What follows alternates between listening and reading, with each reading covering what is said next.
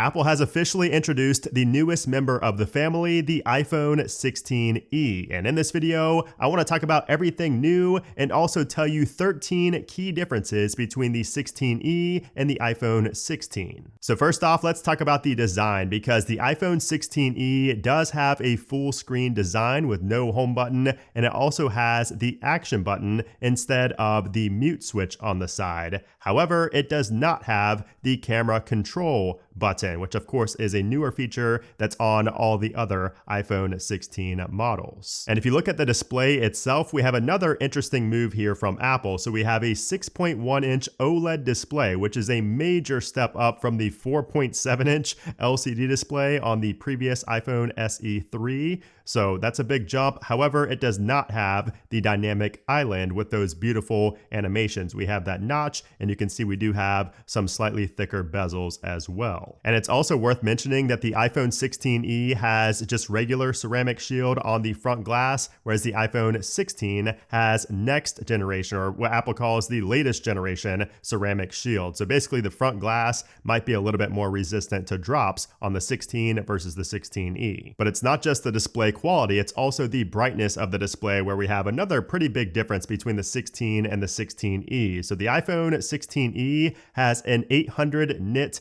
peak brightness, whereas the iPhone 16 has 1000 nits of peak brightness, or 2000 when outdoors. And as far as HDR content, if you watch HDR videos, that is 1200 nits on the 16e, 1600 nits on the regular 16. And you'll also notice that we do not have that 1 nit minimum brightness on the 16e like we do have on the other iPhone 16s. Now, this might be the most disappointing omission, the most disappointing thing that's missing from the iPhone 16e, and that is MagSafe support. Yes, the iPhone 16 and a lot of the other previous iPhones had MagSafe support, but not the iPhone 16e. All it has is Qi wireless charging up to 7.5 watts. So it's going to charge quite slow if you do opt to charge wirelessly. And of course, if you have any MagSafe accessories, they will not work with this iPhone 16e because those magnets are missing in the back. However, the iPhone 16e does have some good differences compared to the iPhone 16 as well that make it a bit better actually than the iPhone 16. And the first thing is Apple's new in-house modem, which is called the C1, that is now inside of the iPhone 16e. And Apple calls this the most power efficient modem ever on an iPhone, delivering fast and reliable 5G cellular connectivity. Now, this is 25% more power efficient than the Qualcomm modem that you see on the iPhone 16.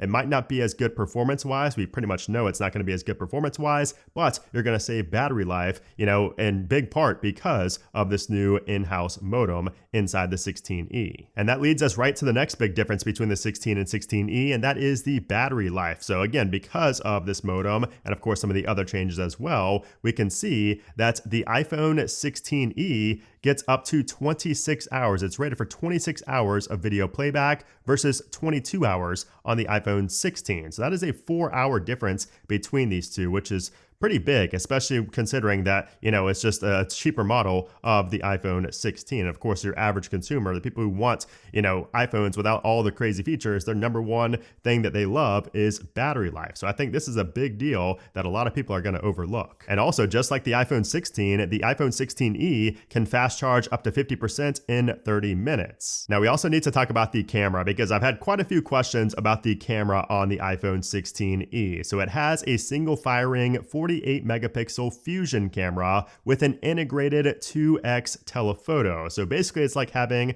two cameras in one. That's what Apple calls it, a 2-in-1 camera. And this of course differs from the iPhone 16 because the iPhone 16 has two camera lenses on the back, and one of those is an ultra wide camera, which is going to get you that 0.5x button right there. And it's also going to get you macro photography and macro video, which you do not get with the iPhone 16e. Also, the 16e just has the regular portrait mode when you shoot portrait photos, but the 16 has the next generation portrait mode where you can take a picture in normal mode, like not portrait, and then when you go to edit it, you can change it into a portrait photo. That is not available on the 16e. Oh, and also the 16e does not have the new photographic styles layouts and all the new features with photographic styles like the 16 has. And there's also a slight difference in the video capabilities as well. So we do have 4K 60, so you can shoot up to 4K 60 on the 16e. However, However, there is no cinematic mode, action mode, spatial video recording, macro video, or 4K quick take video. So you're still going to be limited to that lower quality when you do quick take, which probably is not going to be a lot of people on the SE or the 16E rather, but still. And it's also worth pointing out that the 16E has regular OIS, optic image stabilization, whereas the 16 has sensor shift optic image stabilization. So it might be a little bit more stable when you're taking videos or even photos with the 16 over the 16E. Now, as for the chipset inside, both of these phones have the same A18 chip inside. That's Apple's latest chip for the iPhone, so that is good news. However, the 16E has one less GPU core than the iPhone 16. So that is a slight downgrade for any GPU intensive tasks or any type of gaming. You might notice a minor difference, but it probably won't be anything major if I had to guess. But of course, I will be testing that here on the channel. And of course, since both of these do have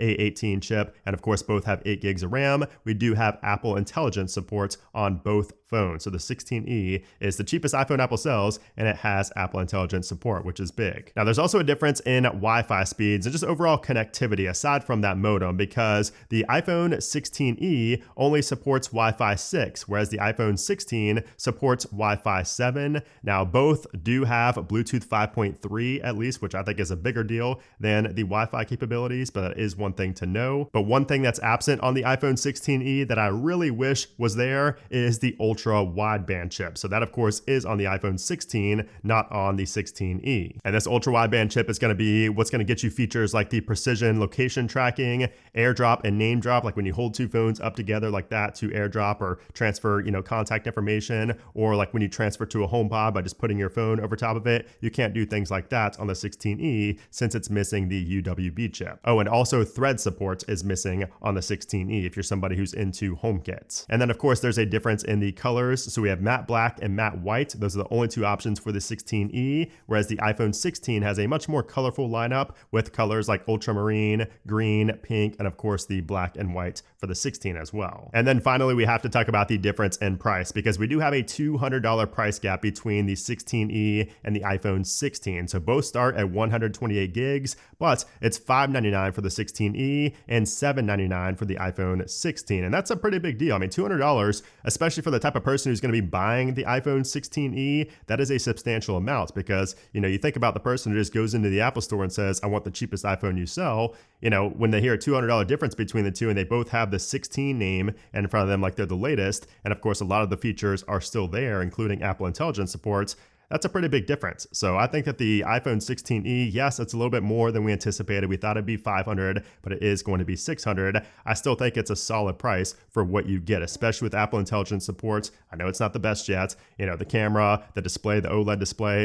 a lot of these things make it a pretty solid device, I think, for $599. But I still cannot get over MagSafe missing. That's why I think this thing should have been like maybe $549, $529, something like that, instead of $599 because of a big feature like MagSafe missing. But I guess for the average person out there, Apple doesn't think that they necessarily are going to use MagSafe on a consistent basis like you and I do. So that is the iPhone 16E. Let me know your thoughts about it down in the comments below. Do you think it's worth it? Do you not think it's worth it? Obviously, some of the omissions, some of the features that are missing are going to be what makes this device so affordable. So it's hard to really say it's not worth it because certain features are missing, because that's the reason it was able to get so cheap in the first place. However, I still miss MagSafe. I wish MagSafe was in there, but we'll see. I'll be using these devices, the 16E, and comparing it to the 16 in hand in the next couple of weeks. So stay tuned to the channel if you want to see those videos. Anyways, guys, thanks for watching, and I'll see you soon.